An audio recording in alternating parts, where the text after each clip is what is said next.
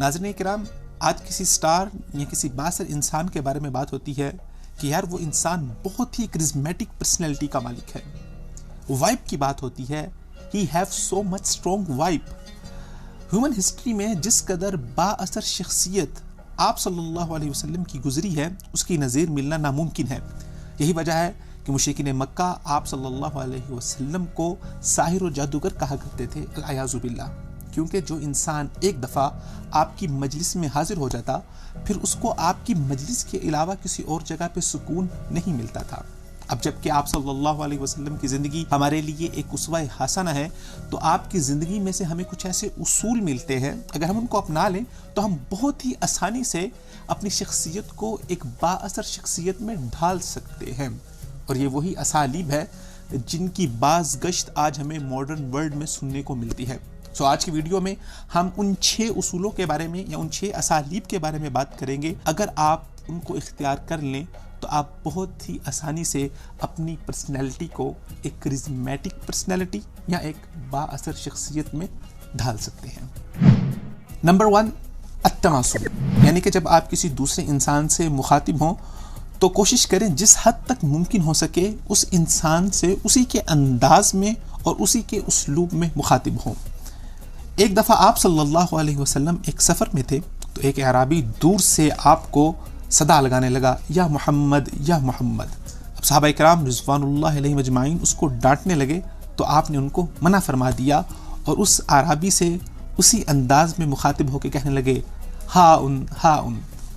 اسی طرح عائشہ رضی اللہ تعالیٰ عنہ فرماتی ہیں کہ میں نے آج تک کبھی ایسا نہیں دیکھا کہ اگر ایک انسان آپ صلی اللہ علیہ وسلم سے آپ کا ہاتھ پکڑ کے بات کرنا چاہ رہا ہے تو آپ نے اس سے اپنا ہاتھ چھڑا لیا ہو، بلکہ وہ انسان جب خود چاہتا آپ کا ہاتھ چھوڑتا اور آپ اس بات پہ کوئی غصہ بھی نہیں کرتے.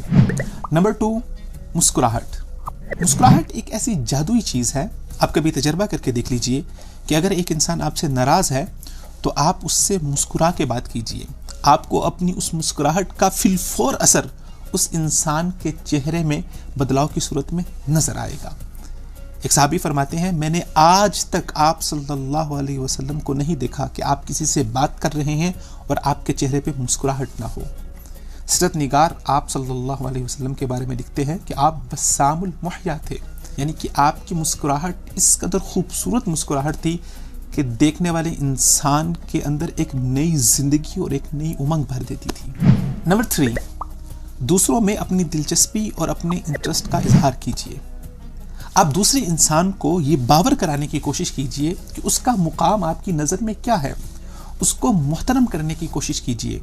ام عائشہ رضی اللہ تعالیٰ عنہ فرماتی ہیں کہ آپ صلی اللہ علیہ وسلم جب کسی دوسرے انسان سے مخاطب ہوتے تو صرف اپنا چہرہ اس کی طرف نہیں پھیرتے بلکہ اپنے پورے جسم کے ساتھ مکمل التفات کرتے ہوئے اپنی مکمل توجہ کا اظہار کرتے، جس سے اس انسان کو یہ فیل ہوتا کہ میں آپ صلی اللہ علیہ وسلم کے نزدیک کوئی بہت زیادہ محترم ہوں. نمبر 4، دوسروں کے ساتھ ان کے پسندیدہ امور میں شریک ہونے کی کوشش کیجیے.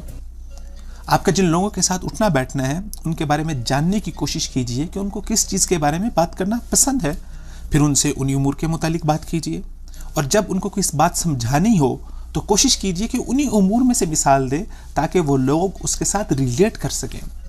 اور ہمیشہ صرف اپنی بات ہی نہ سنائیے.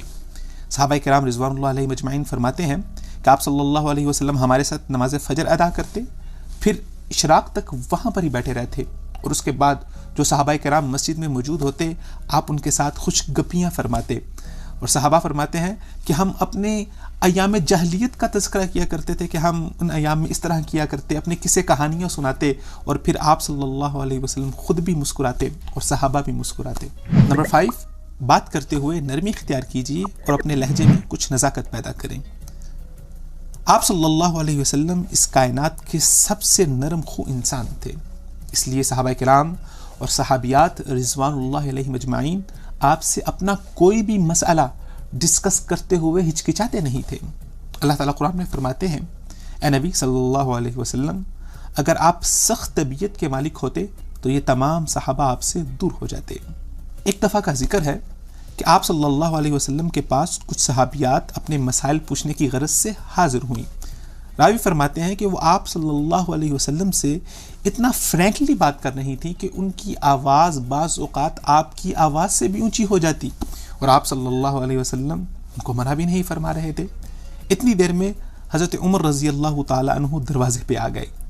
اب جناب عمر رضی اللہ تعالیٰ عنہ کی جلالی طبیعت سے کون واقف نہیں ہے؟ جب ان کو پتہ چلا کہ جناب عمر باہر آئے ہیں تو وہ خواتین باغ کے پردے کی اوٹ میں چھپ گئیں۔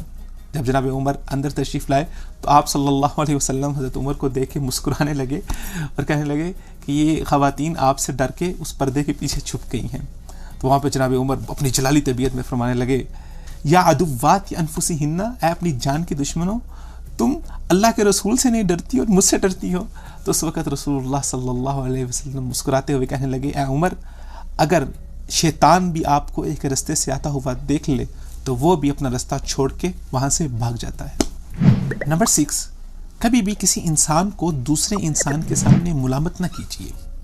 عربی زبان کا ایک مشہور مقولہ ہے کہ اگر آپ کسی انسان کو نصیحت دوسروں کے سامنے کرتے ہیں تو وہ پھر نصیحت نہیں رہتی بلکہ وہ فضیحت بن جاتی ہے۔ اس لیے آپ صلی اللہ علیہ وسلم کو جب کسی انسان کی یا کسی ایک جماعت کی کوئی بات پسند نہ آتی تو آپ ڈائریکٹ ان پہ فنگر پوائنٹ نہ کرتے، بلکہ اس طرح سے فرماتے کہ آپ کا ان لوگوں کے بارے میں کیا خیال ہے یا آپ کا اس شخص کے بارے میں کیا خیال ہے۔ اس طرح سے آپ صلی اللہ علیہ وسلم اپنا مدعا بھی بیان کر دیتے اور کسی پہ فنگر بھی پوائنٹ نہ ہوتی۔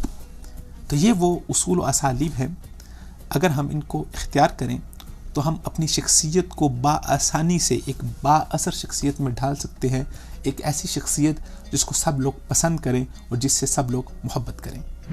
دین کی بات پھیلانا صدقہ جاریہ ہے، ثواب کی نیت سے ویڈیو کو شیئر ضرور کیجیے۔ جزاک اللہ۔